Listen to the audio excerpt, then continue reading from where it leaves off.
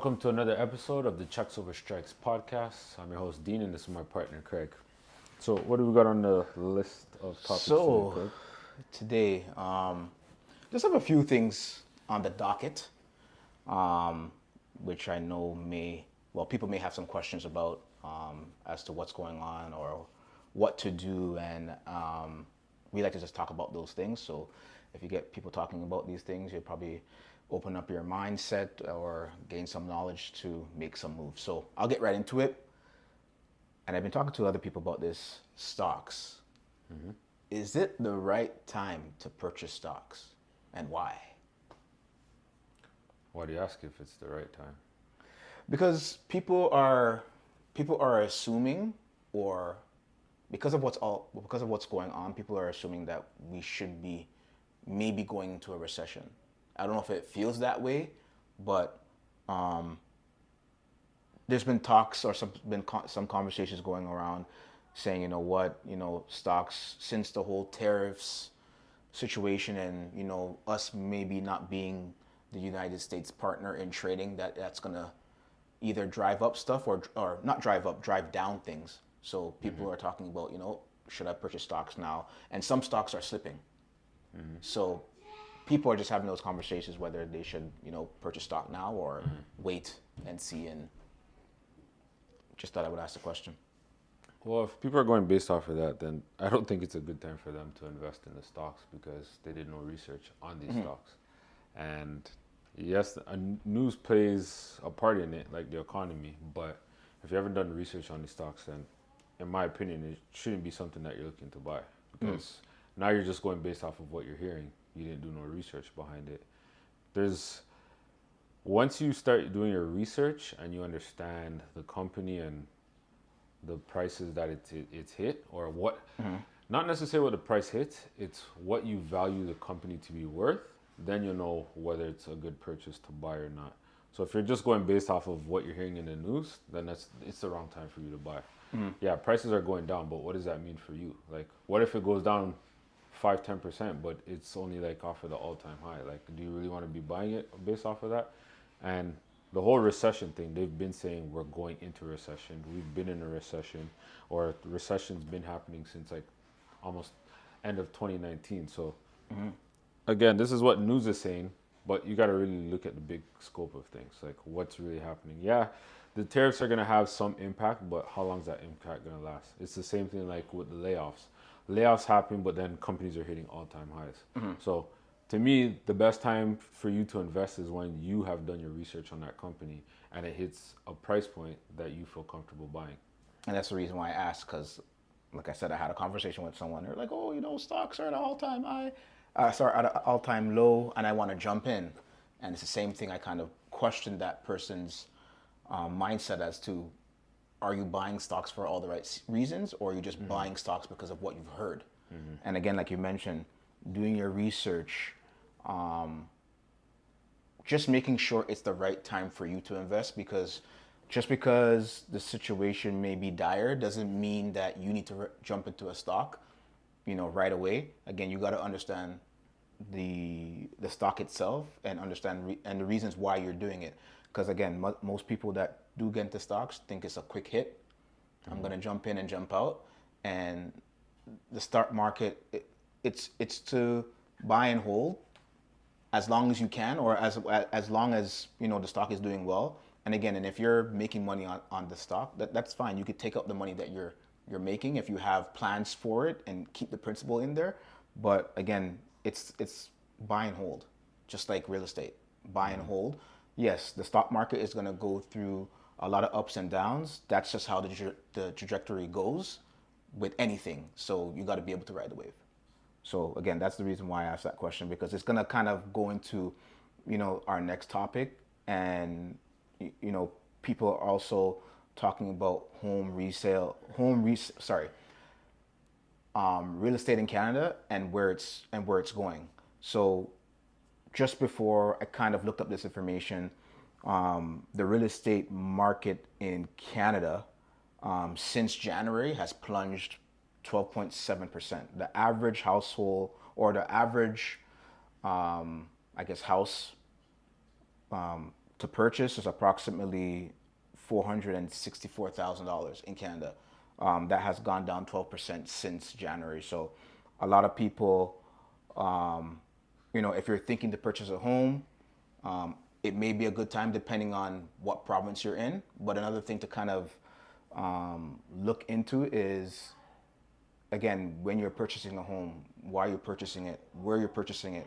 Are you using it as a property to live, or are you using it as an income home? Because as you do know, and I'm a politics guy, Dean's not, but Mr. Mike Carney is now basically saying that, hey, if you're a new home buyer, we are going to knock off GST, which can accumulate anywhere from $30,000 to $50,000 off the price, but only if you purchase a home under $1 million.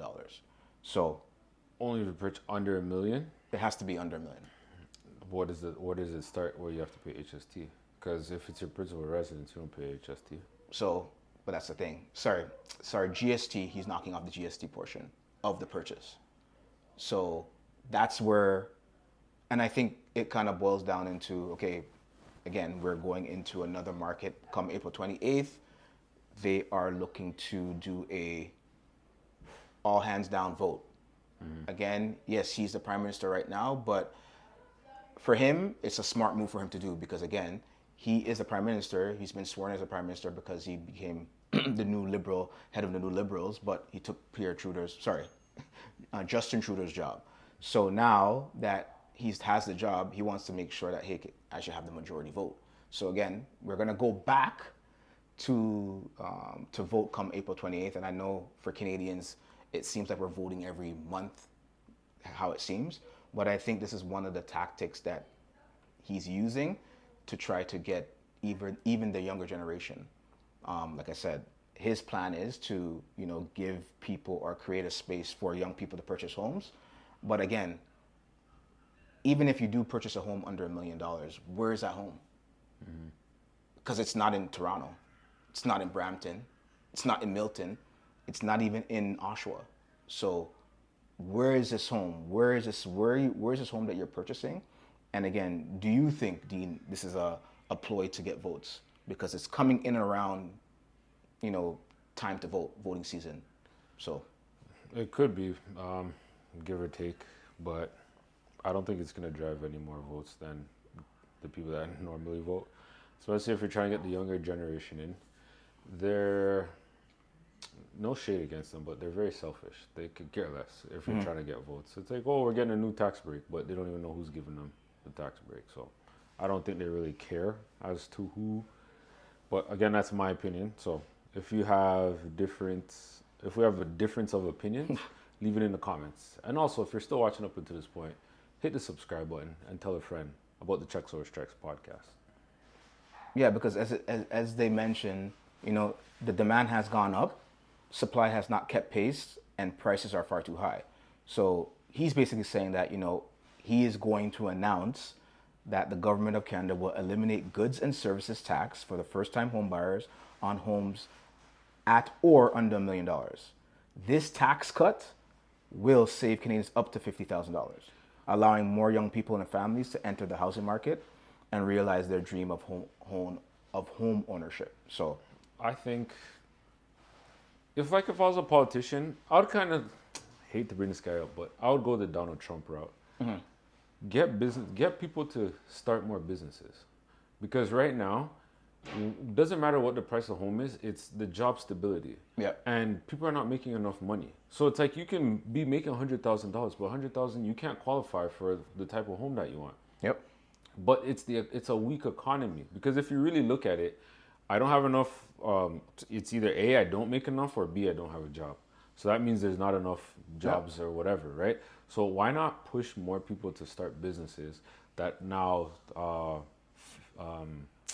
what's the word I'm looking like? Fuel the economy. So because if there's more people working, then there's going to be more people with money to do whatever. Yep. And like now you're able to employ people so that they can now have jobs, make enough, whatever, right? But it's like, the way we live in Canada, it's like everybody wants to be a worker. It's like, yeah, there's that little 1 to 10%, whatever, but there's more than enough to go around for everybody to join the playing field. Like if we have more businesses, then that means you can employ more people. If you employ more people are paying taxes. If more people are paying taxes, then that's good for the government. But it's like we're doing it all backwards. Oh, let's drive down the price of houses. Let's give them a tax credit here.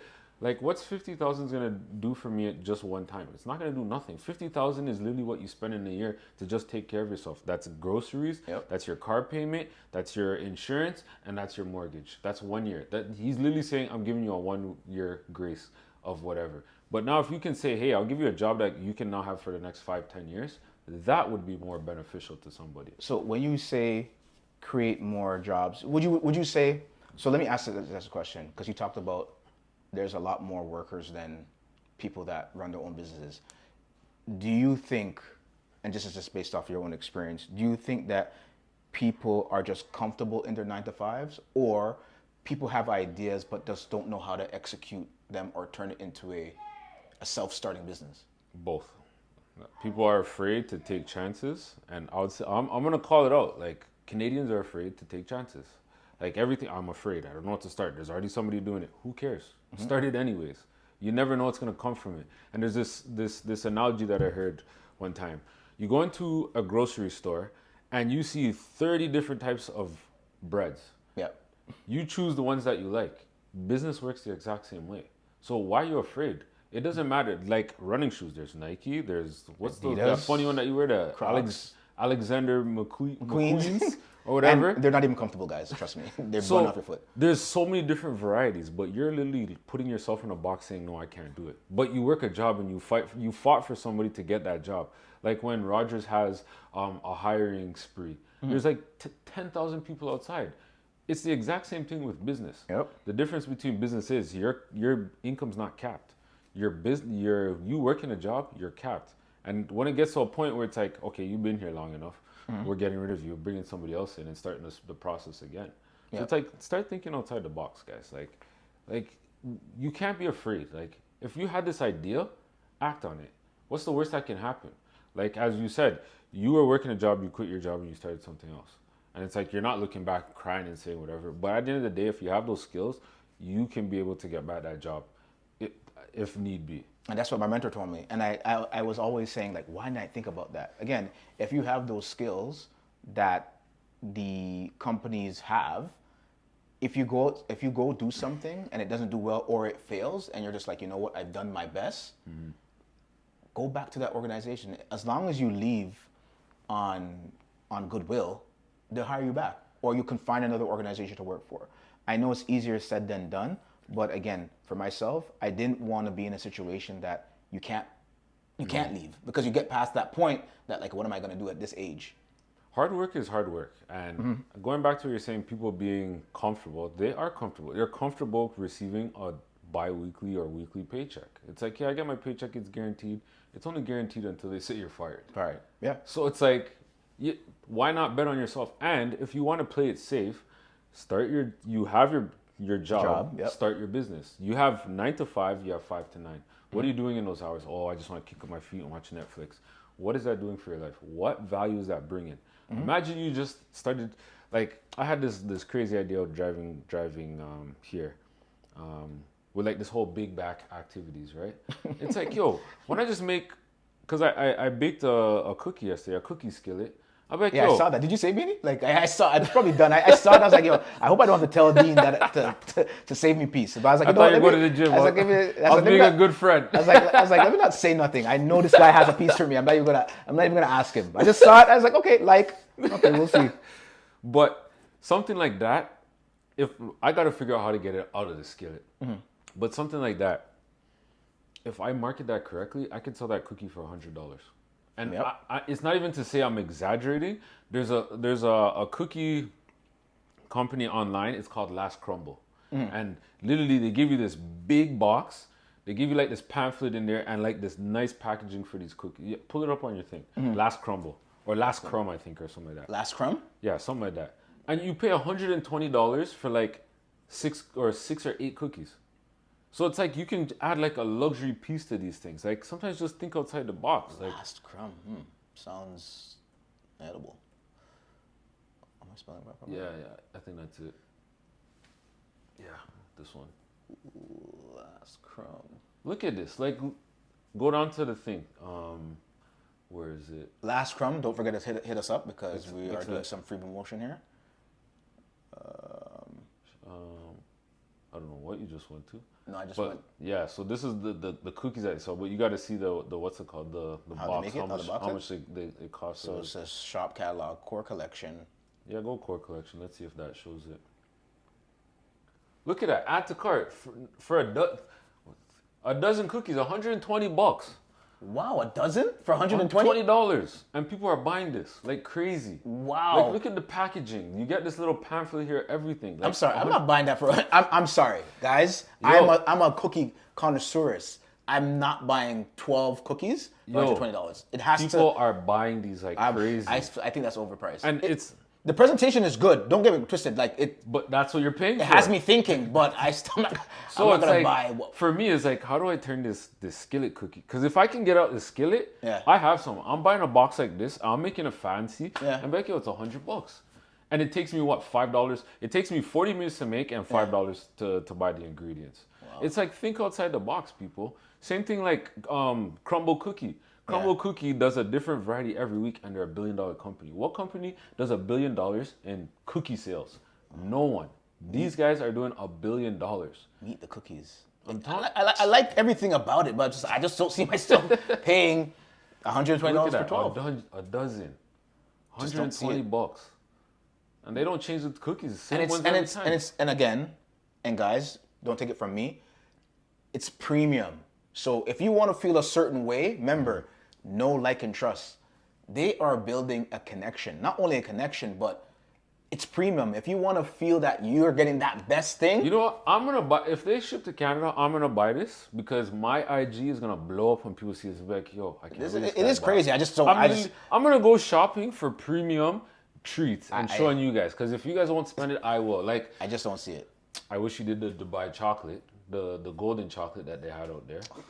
So I'm gonna start doing that. So that's a segment you guys are gonna see me bring on here, where I'm gonna do these premium treats. So I'm gonna go buy that big $120 box and show you guys what it's like, just to show you guys. But sometimes just think outside the box. Be creative. Like if you're doing something like that, like if someone's always complimenting you or always asking you the same question over and over, that's where you start. And literally, you can do that on your 5 to 9. It doesn't even have to be 4 hours. It can just be 1 1 hour. hour. Yep, you 1 make- hour. you make a That's great 7 point. hours a week. That's 20 hours for the month. That's real part-time, like a make a- part-time job. You make a great point. So- You make a fantastic point. I digress. Yes. And this leads me to asking this question, because again, if you were to define success for yourself, what would that look like? And then secondly, do you think success is given or is it earned? Because when I saw this, I was like, I think I have a few things to say about it. But Success is subjective, like because everybody determines. It's what you determine what success is, and that could be like a whole bunch of different things. But for me, success is like it all depends what you're talking about, right?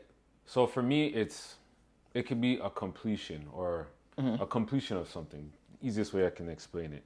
So for example, we were successful, or I felt accomplished when we finished and produced the book.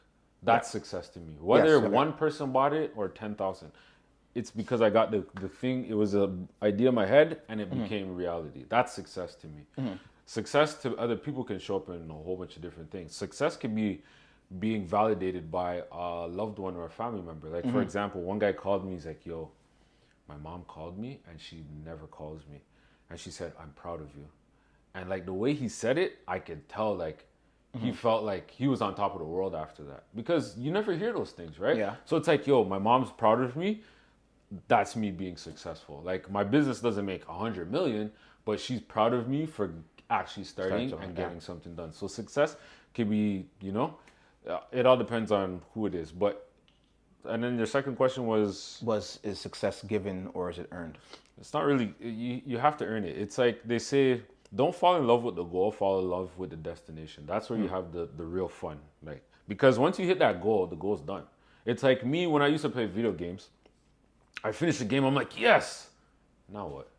Yeah. It was fun playing the game because you're like, yo, this boss is so hard, or like, yo, I couldn't pass this, and then I finally did it. That's where all the fun happens. Nothing happens after you finished. It's like, okay, I finished. Now what? Like playing Mario Kart. Okay, I got the trophy. Now what? There's nothing. Like, where's life after that, right? It's the journey that you took to get there. That's the successful part to me. It's like, okay, I got there and think, but this is the where all the success really came from because I kept going and going to see what could actually happen if I kept going to finally get to the end result. I think it goes both ways because when I heard that statement, I thought about, like for me personally, I thought about all the successes I've been through, and some of my successes also came from building the right relationship. So when I heard, is it given or earned?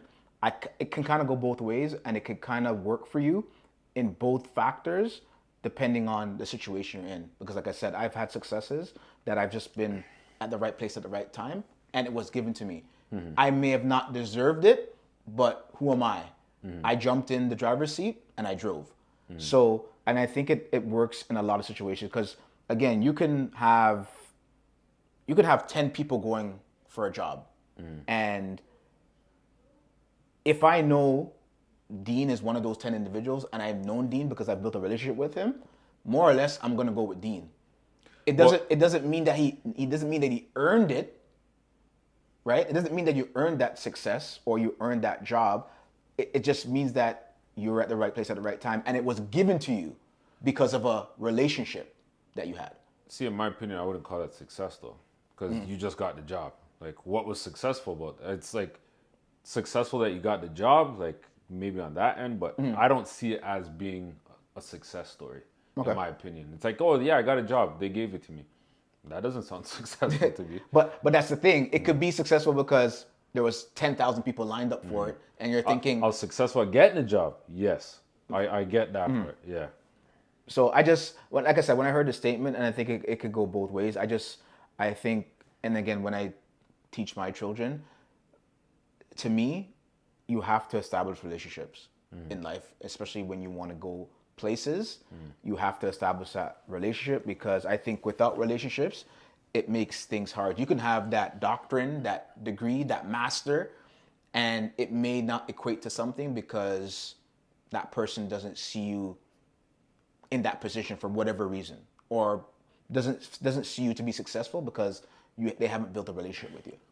So I think when you say given, it's more so the outside looking in that sees it as being given, opposed to the person that's actually going through it. Because for you, people will say, yeah, that guy's successful because someone got him that job, yeah. But to you, it's like, no. Like if they're like outside looking in, it's like, no, I busted my ass to get to where I was to become successful. So I think when it's the outside looking in, it looks like it could appear to be given. Because people look on IG and be like, oh, this guy's so successful, blah, blah, blah, not knowing whatever. Not knowing anything. Or people that come with like the silver spoon in their mouth. It's like, oh, they're so successful, but it's like, are they really? Or yeah, they're giving their parents money or their relationships, but in their eyes, they're probably not successful. Deep down, they probably hate their lives because they had everything given to them and they didn't have to earn anything. They didn't earn anything, yeah.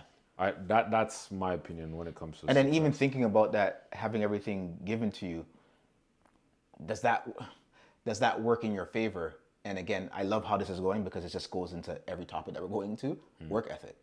So again, work ethic. It usually when you think about work ethic, do you really get what's I trying to say? Well, what's I trying to say? When you see work ethic, do you really get what you get out of something when you put in the least amount of work ethic, or is it just, firmly people just believe in luck? It's like, you know what, I'm gonna get lucky.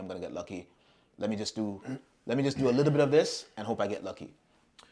I wouldn't say hope I get the first part you had me in, and then I lost it now. But so do you really get what you put in? So do you really get what you're worth? What you're worth putting in minimal? Actually, no. Let me rephrase that. Do you really get what you put in? Just think about it from that standpoint. So if I put in 5% into something, do I get that 5% or more, or do some people put in that 5% and get lucky to get 100% out of what they've done, what they just done?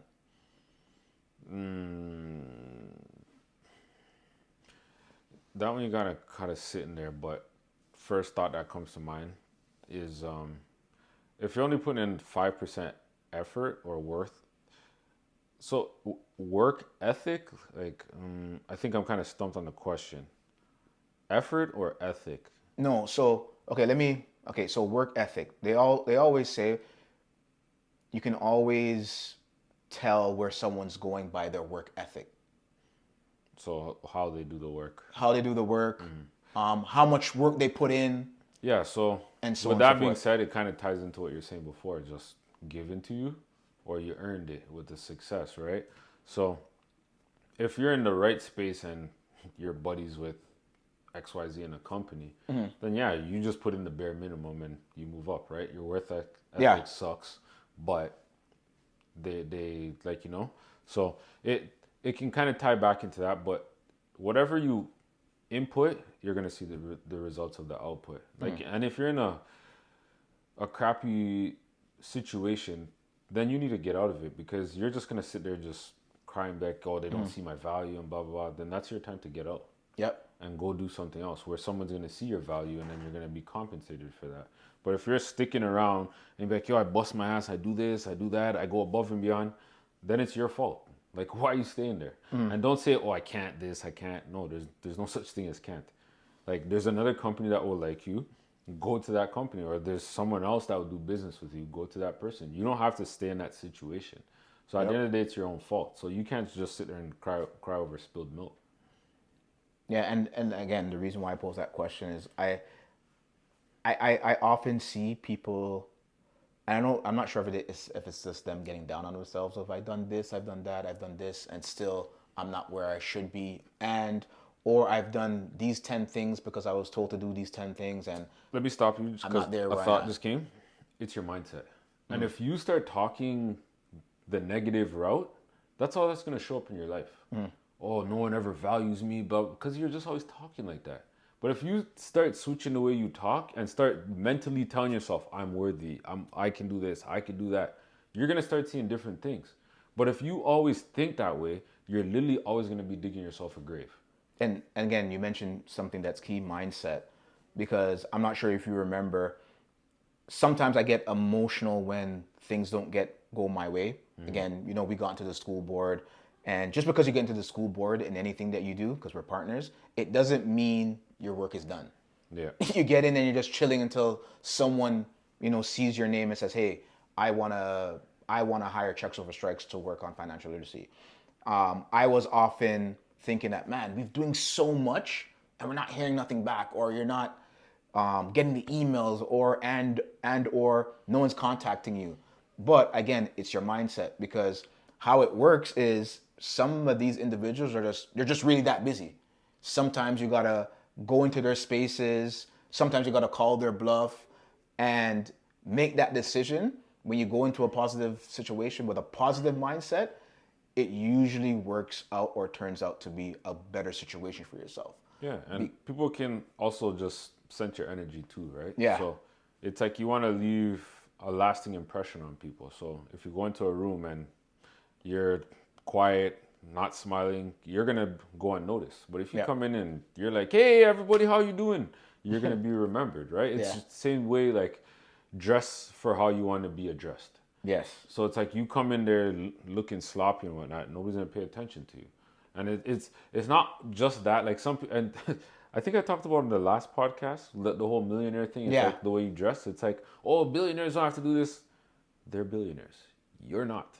You want to make sure you want to leave that impression, so people be like, oh yeah, I seen that guy. Like even just the way you smell, like having like a cologne, because people remember that. Be like, yo, it's true. that guy's BO was strong. Yeah. But be like, oh, that guy had on a nice cologne. They're gonna remember you. So it's like you want to leave a memorable mental picture for people to remember who you are.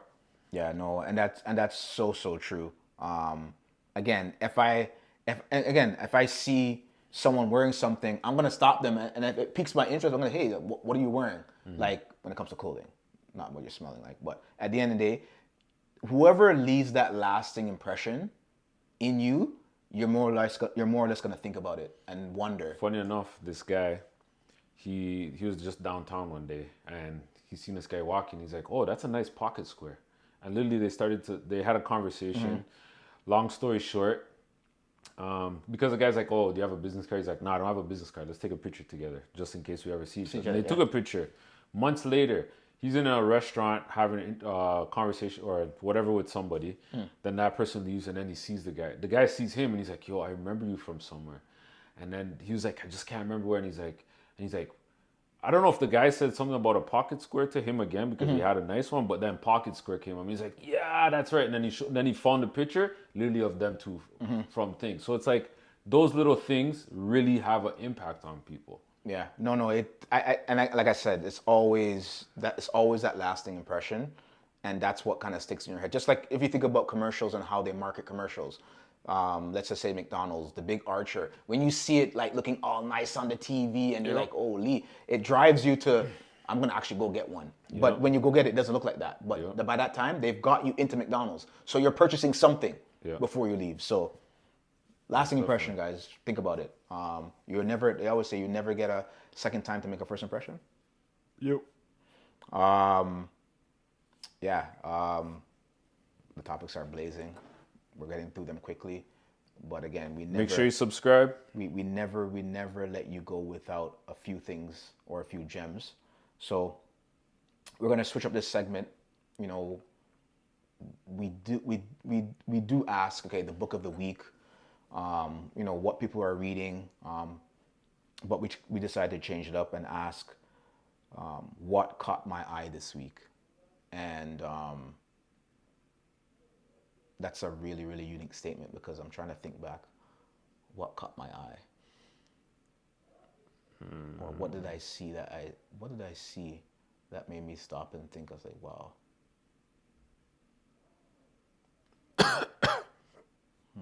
I'm drawing, and I know I must have seen a million things, but now I'm drawing a blank, of course, when you're on the spotlight.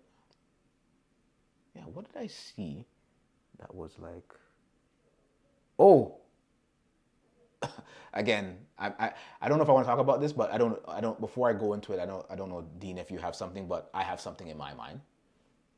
Shoot. And I don't know if people are really into conspiracy theories. I just don't think it's a conspiracy theory, but the pyramids in Egypt, I'm not sure if people are starting to see, and I don't know how this even happens because it just jumps on my algorithm. That's why I know the phones are listening to us. They're now talking about what's underneath the pyramids, and they talked about these huge like rings or silos that I think they go how many meters down that kind of hold up the pyramids, and they're saying that they use that as electric current because the Nile was right beside the pyramids. The pyramids and granite were used. They were a special type of granite that produced energy, and I'm just like in my head like, how did they know this? And again, this could be something that people could be just drumming up, but it just makes too much sense to me. And it goes back to saying that, you know, who built the pyramids? It was slaves. I just think that's impossible. I just think that they were other types of human beings. Don't know what you want to call them, Anunnakis, if that's what you call them, Sumerians, that came from a different planet to do these things. I know it sounds crazy, but again, and it's crazy because it's 4,000 years ago. So in our lifetime, we don't know. We're never going to know who was there and what they did. But it's just because of what they're doing. And these archaeologists in Egypt that are looking, they're just like, yo, this is too crazy. And everything is starting to come to light. I'm just like, no, there's no way regular people were doing this. It's impossible. So anyways, that caught my eye. And again, I don't know if I was talking about it, but it came up on my IG, and I'm just so engulfed in it. Like, I just keep digging and digging and digging and digging and finding more information. Like I said, I don't think I'm crazy. Next episode, Craig's gonna be in Egypt. I don't think I'm crazy, but it's just a situation that is like, damn, there has to be some type of truth to this. Has to be. But that's what caught my eye of the week. So Short for me, what caught my eye is this company I've been watching for a while. It's called Boxable, or Box something, and they are looking Boxo. Boxable, yeah. And what they're doing is they're creating homes like it's like pop-up homes. Like they literally come I saw come that together. actually. Yeah, so they're reserving their stock ticker symbol. So they're looking to go public on the Is this it? Nasdaq stock. I did see exchange. this. Yeah. Yeah, and No, right here, this one. which one? Okay. And yeah, so shares are starting at 80 cents, and I think you have to buy it like 1,000. So this is not me giving financial advice, but as you can see there, literally did they see come, this. They put your house together, and you can live there. I think this is the easy way to get affordable homes. Like I seen like little plots of lands that this could fit perfectly on. Like if you're somebody that like look only 60,000. 60,000. You get your whole living. Look at that, Groop, done. And with all the land mass that we have, especially in Canada, like look at this. You can do a 2-story. You put that up, and then you're good, right? So this is something of the future.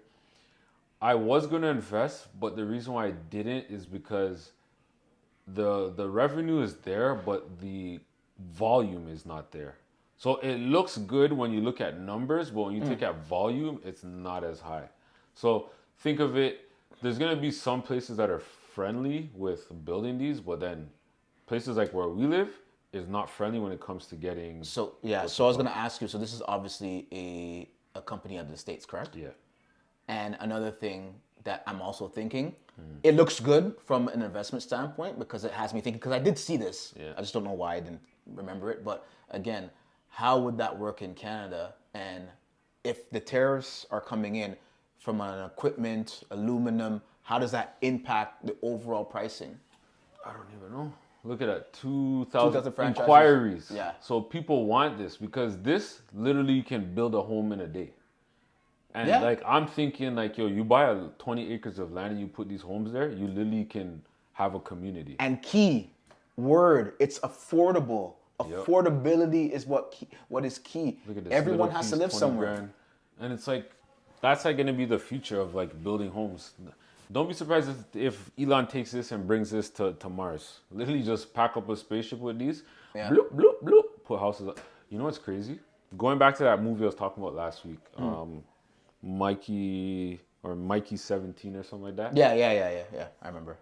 Imagine that's what they're literally trying to do with Mars. Because Mars you can't breathe on there, but Yeah. literally they send people to be expendables, and it's like, okay, let's keep putting people out there until we figure out how that we can live on Mars. Because now if you figure out how to live on Mars or like sustain, you bring this there, houses are built. Now how do you grow food? They'll probably do it indoors or whatever. So it's like this guy's thinking hundreds of years, maybe not even 100 years from now. It could be in the next 10, 20, 30 years, who knows. But life on Mars is going to be something that we never thought of, but it's going to be a real thing. Either way, like I can see this being successful because again, the time it takes, the price point, and remember, people just want to live in a home. You see? This is what caught my eye. Only 600 plus houses built, 150 million raised. So that's where I kind of like, that's the kind of the fishy part to me, right? And then you have 40,000 plus investors. Like these guys, like if this company does what it should do, these guys are gonna make a lot of money. Because right now it's 80 cents you're paying. So if they can really bring value to the market, I think Dean, we gotta talk more about this because, like I said, for me, I just see affordability, and affordability is key in anything what you do. A lot of people want to be safe, and if they can buy a home for 30 or 60,000, I'm telling you, this that's is gonna safe. be the new thing. That's safe. And then at the end of the day, if I lose my job, I can pick up something that I can pay a mortgage off of 60,000. Like even container homes, like those are like built to last. Those can last like containers can last 20, 30 years long. You get that outfitted for living. You can stack two on top of each other. But the thing is, it's the housing, the rules here that make it so difficult. Because I literally thought of it. I found a plot of land. I was like, yo, this is perfect to get the, what's it called? Because there's 1-2 companies that build homes out of containers. And literally I seen a guy on YouTube, like I geeked out on that one time.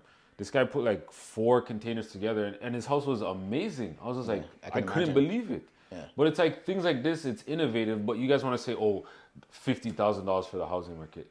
Like, get that crap out of here. 50,000, I could buy this and still keep all my money and not have to worry about a mortgage.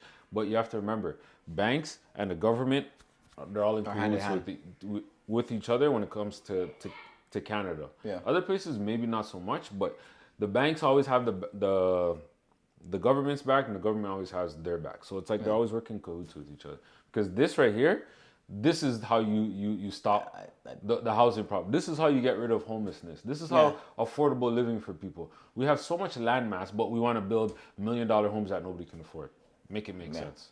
I know, and it's something like, again, this is more than affordable. This is more than affordable, and again, I think it most definitely will decrease the amount of homelessness. But even with that, again, getting people off the roads and getting them in housing, again, we still have to teach them the fundamentals, just of financial, not only financial literacy, but how to live, because these individuals have been out of the loop for so long and have been so comfortable living on the street. Some of them are okay to live on the street, and that's what we have to focus on. By my house, literally, I seen a man just build a little, or not a man, but someone built a little campsite, like right on the thing. I was like, oh, this is new.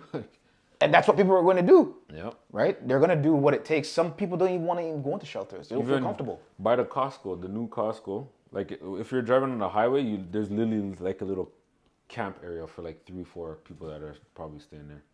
It's like it's the new norm. So yeah, but yep, that was my 2 cents on what caught my eye. I like that better. That what caught your eye was better than mine's. Yeah. But again, like I said, we are not telling you to go out and do this. This is educational purposes only. Exactly. So please get financial advice from a licensed financial advisor. We're just telling you what we see. That's it. So that you can go out there and go do your own research. So but this company, I've been last maybe 3-4 years. I've been watching this company. I think I'm gonna have to jump on that bandwagon. Yeah. But I'm gonna do my research. But I'm gonna jump on it. But again, this leads into our segment of check or strike. And again, we want to get your thoughts in the comments on whether you believe or think leasing a vehicle is better than financing a vehicle. Both have their benefits, and you have to figure out what works best for you. Like if you live in like a downtown catchment area, then having a car doesn't make sense for you. Like it's a weekend thing that you're using your car. Everything is walking distance. And the way they're building condos now, it's I heard it from my wife, so take it with a grain of salt. Not based off of what she said, but with a grain of salt what I heard, right? Because I didn't do much research on it, but what they're trying to do is build like 15-minute cities or 15 like mini cities in a city. So it's like the radius proximity. Don't leave. Everything's right there for you. So if you look, buildings have grocery stores in them. They have Shoppers Drug Mart. They have the banks. Liquor, license, everything. So LCBOs. You don't have to go in, even dentist and your family doctor. It's like all in one area, walking distance. So they're literally making these 15-minute cities where you don't have to go nowhere. Like there's that big building where it's a new Crumble Cookie, but they also have Adidas, and then there's a restaurant downstairs. I think Shopify is there too, if I'm not mistaken. But it's like literally, it's a one-stop shop for you, right? So at that point, if you lease a car and you need it, like to get around maybe weekends or something, or you do very low kilometer driving, leasing makes sense, kinda, but it would be better if it's for a business, because now you can write off that expense. Not so much if you're working and you just got the car just for the sake of having it. To me, I would just rather use the Uber. It might hurt in the time when you're paying that Uber, but it's not that often you're using it. So it's like if I'm going from my house to like say or downtown Toronto to like Oakville, it's going to cost me $70 to $80. It's a one-time fee. But if I have the car, convenient to get there, but then why pay a monthly fee for the next 3-4 years? So it doesn't make sense, right? So leasing, it has to make sense to you. If you're someone that doesn't drive often, leasing. Or if you have a business, even better, because now you can write off the expense. Financing, it's better because now you're not capped on kilometers. You can pay it off. sell out the car. Leasing, if you lease a car, once your contract's done, it's either A, you give back the car, or B, you pay out the car. Oh, yeah. And the payout's not usually worth it at that point. The Exactly. company's made a bag of dollars off of you. So I wouldn't do leasing in that situation. But yeah, financing, depending on where you live. Like if you live outside of the city and you have to come into the city every day, again, you can take transit. But if you want to do the get rid of, like, just have a car Yeah. there, you do that. Or if you live like outside of the city, then it makes sense because nothing is really close to you. Someone that drives a lot, just buy a car at that point. So it all depends on your situation. So it's not to say one's better than the other. It's what fits your situation. And I think the number one thing is do your research. Don't take our word for it. Think things through, do your research, and see what benefits come from it. I like to tell people this all the time.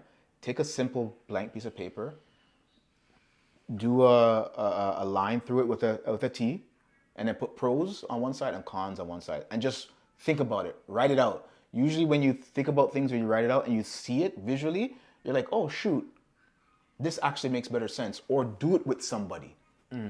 So again, like I said, don't take our word for it. Do your research and ensure that you're making the best decision that is for you. And that brings us to episode what? 15? I stopped counting. I think it's 15. I think it's 15. Let's take a guess. 15, 16. If you guys are following, you can tell us what it is, but I think it's 15 or 16. That brings us to our end of our podcast, and we are glad that you are taking the journey with us on a weekly basis. Continue to take that journey with us because we will continue to come back. Sayonara.